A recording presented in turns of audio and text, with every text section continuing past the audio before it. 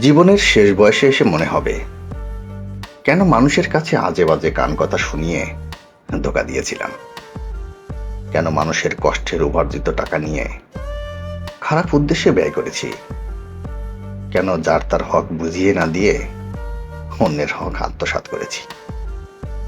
হ্যাঁ, জীবনের শেষ বয়সে এসে মনে হবে কেন মানুষের দুয়ার বদলেতে অভিশাপ নিয়ে ফিরছি। কলমের খোঁচায় কিংবা কুবুদ্ধির খেলায় সত্যকে মিথ্যা আর মিথ্যাকে সত্য বানিয়েছি।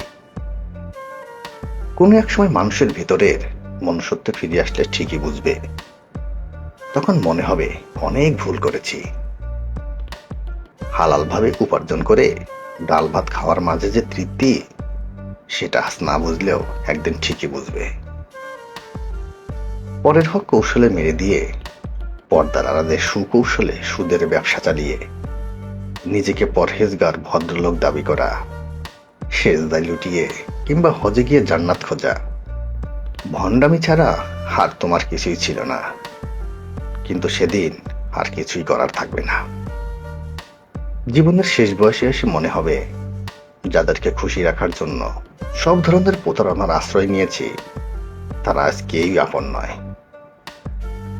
তখন হয়তো ছুটো ছেড়ে দিতে চাইবেন তাদের কাছে, যাদের হক নষ্ট করে আলামা এসে ভোগ করেছিলেন, যাদেরকে কোনো না কোনো ভাবে কষ্ট দিয়েছিলেন।